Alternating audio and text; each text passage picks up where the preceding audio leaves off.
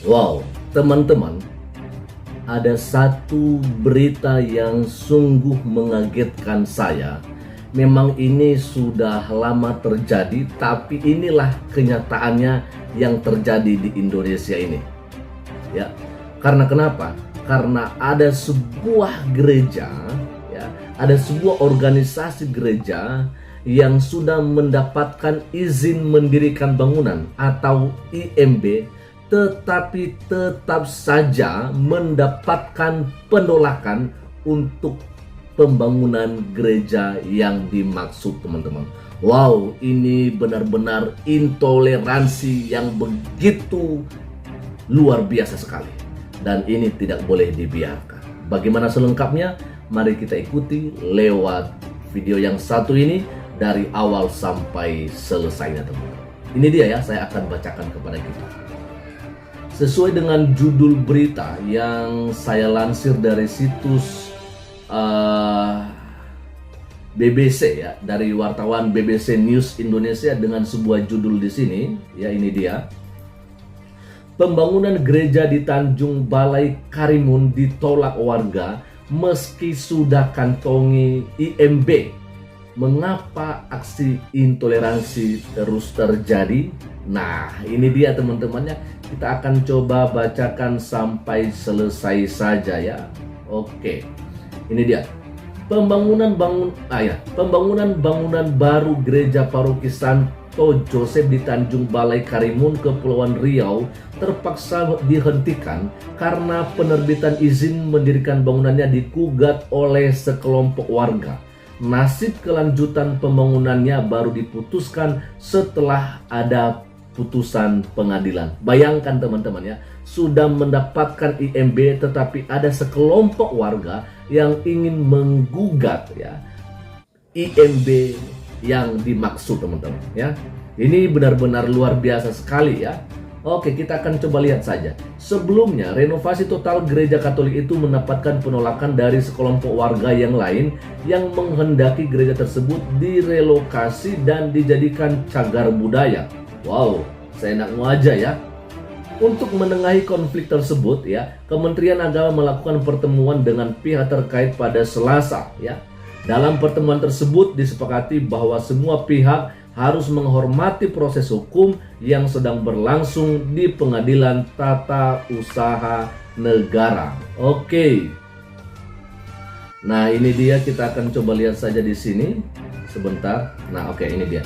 Pastor Paroki Gereja Katolik Paroki Santo Joseph Tanjung Balai Karimun, yaitu Kristiono Widodo, mengungkapkan selama proses hukum berlangsung pihak gereja tidak melakukan aktivitas pembangunan. Ini dia ya, kami sepakat menghormati proses hukum yang sedang berlangsung di PT UN tentang IMB supaya juga tidak terulang kejadian seperti yang kemarin diberitakan. Ya, ini disampaikan langsung kepada BBC News Indonesia. Nah, ini luar biasa sekali teman-teman ya. Sampai pastornya juga memang sudah ya berserah saja ya, artinya bahwa oke lah ya, selama ini proses hukum sedang berlangsung maka kegiatan pembangunan tidak akan dilakukan, teman-teman ya. Padahal kalau udah dapat IMB apalagi yang mau digugat ya kan. Sebenarnya ini sebuah hal yang membuat kita jadi bertanya-tanya ya. Udah ada IMB-nya, kenapa tidak langsung saja untuk membangun? Ya. Siapa lagi yang mau mengganggu? Ya kan, ini yang menjadi pertanyaan kita.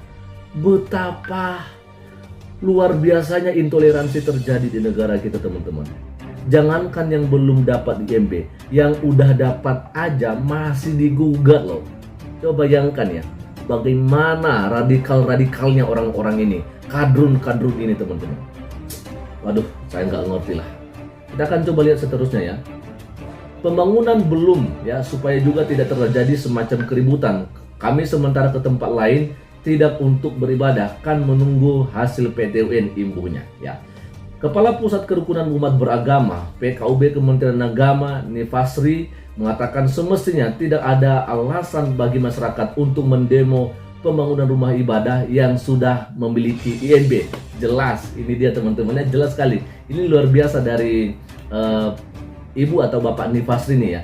Dia mempertanyakan minimnya peran pemerintah daerah dalam menjaga toleransi di kabupaten yang berdekatan dengan Pulau Batam tersebut. Nah, betul sekali. Jadi ini kembali kepada pemerintah daerahnya.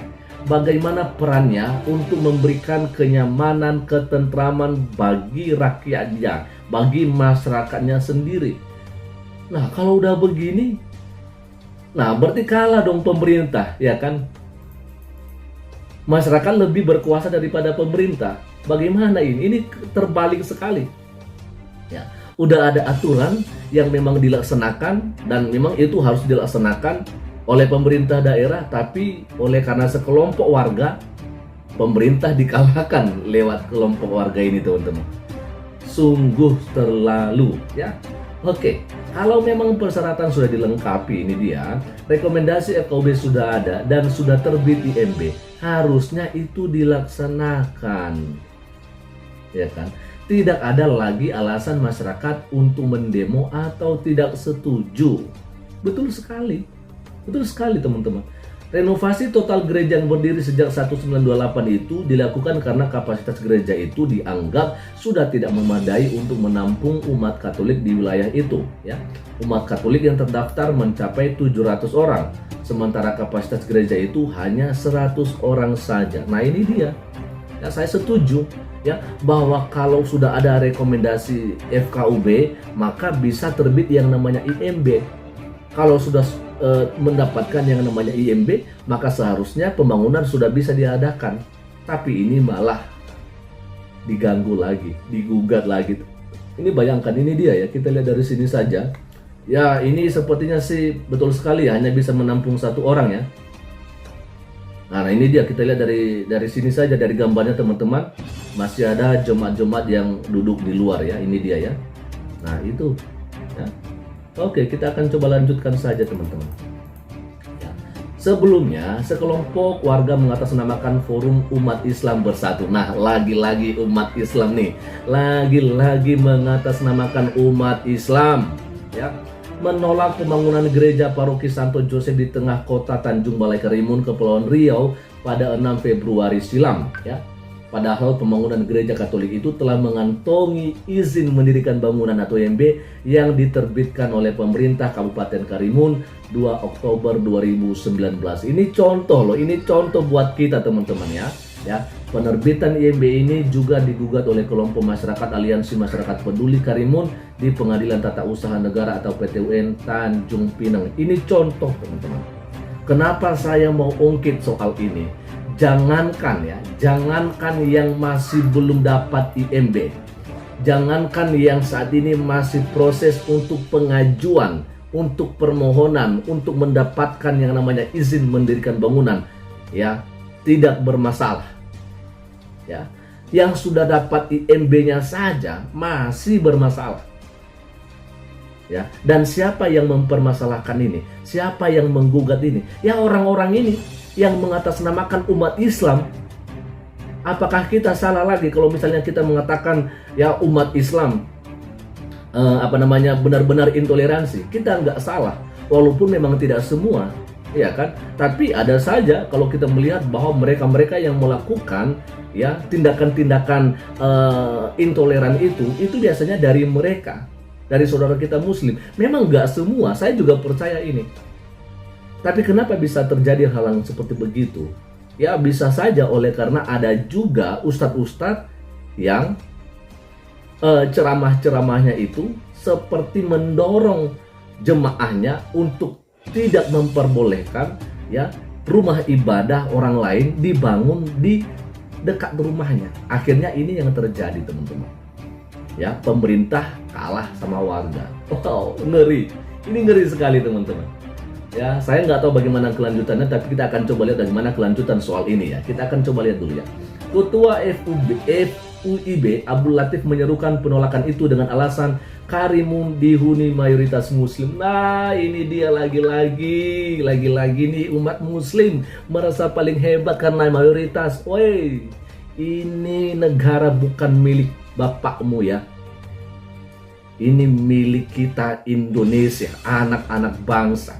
Siapapun yang ada di Indonesia ini berhak.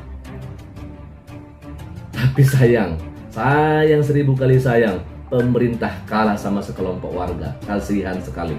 Nah, dalam pertemuan di Kementerian Agama Selasa, pemerintah Kabupaten Karimun menyampaikan usulan relokasi ke Gereja Paroki Santo Joseph dan menjadikan gereja tersebut sebagai cagar budaya sebagaimana dituntut oleh kelompok penolak pembangunan gereja. Namun Halili, Direktur Riset Setara Institut LSM yang melakukan penelitian dan advokasi tentang demokrasi, kebebasan politik, dan HAM, menganggap itu bukan solusi yang adil. Setuju, dan sama saja memaksa mereka untuk tunduk pada narasi kerukunan yang berpihak pada kelompok mayoritas.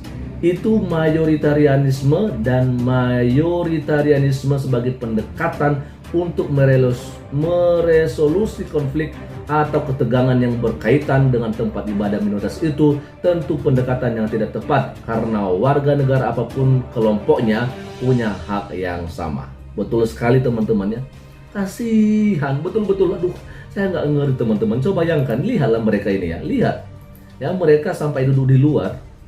Nah ini dia teman-teman ya. Wah, memang sungguh negara plus 62 ini ya. Maka ketika negara menawarkan resolusi berupa relokasi tempat ibadah kelompok minoritas, maka sesungguhnya alternatif solusi seperti demikian itu tidak adil bagi yang sedikit. Sama saja memaksa mereka untuk tunduk pada narasi kerukunan, toleransi, dan harmoni yang dibangun pemerintah yang memang berpihak pada kelompok mayoritas. Ya, kalau kita melihat dari sini memang seperti begitu, bahwa sepertinya ya pemerintah ini pro dengan mayoritas dan kontra dengan minoritas. Iya, kalau kita melihat dari sini, karena tidak ada tindakan tegas dari pemerintah. Masa iya pemerintah kalah sama sekelompok warga? Kan aneh ya. Hal serupa juga dialami Gereja Kristen Indonesia atau GKI Yasmin yang berlokasi di Taman Yasmin, Bogor, Jawa Barat, yang IMB-nya dicabut oleh Wali Kota Bogor pada 2008 setelah ada keberatan dan protes dari warga terkait rencana pendirian gereja di Taman Yasmin. GKI Yasmin misalnya solusinya berbagai tempat atau relokasi, kata dia ya. Lalu yang terakhir, dalam 12 tahun terakhir Setara Institut mencatat ada 398, lihat, ada 398 gangguan terhadap rumah ibadah. Dari jumlah tersebut, gangguan paling banyak dialami oleh gereja, terutama gereja-gereja Kristen, yakni 199 peristiwa. Hanya dalam 12 tahun terakhir teman-teman. Artinya melihat angka-angka ini sebenarnya sudah jelas apa yang seharusnya dikerjakan oleh pemerintah untuk menangani kasus ini. Dan pada kesempatan ini sekali lagi yang menjadi biang keroknya di sini adalah SKB 2 Menteri. Tapi soal apa yang kita bahas kali ini malah bukan lagi hanya SKB 2 Menteri, tapi karena ya pemerintah takut dengan sekelompok warga yang mengatasnamakan diri sebagai umat Islam, dan mereka mengklaim mereka adalah mayoritas, dan artinya menurut mereka harus dihargai. Apakah harus seperti begitu? Ini tanda tanya besar. Dan ini tugas daripada pemerintah. Ya, soal bagaimana kelanjutannya saya nggak mau tahu. Tapi apa yang terjadi ini sungguh-sungguh membuat hati kami minoritas merasa ya dianaktirikan. Tapi itu pun kami tetap percaya bahwa lewat kepemimpinan para kepala daerah, apalagi Pak Presiden, pasti akan bisa yang menuntaskan semua masalah-masalah yang terjadi akhir-akhir ini. Sekian saja untuk pagi hari ini, dan Tuhan Yesus memberkati kita semua. Shalom. Assalamualaikum warahmatullahi wabarakatuh. Om Swastiastu, Namo Buddhaya, salam kebajikan. NKRI harga mati.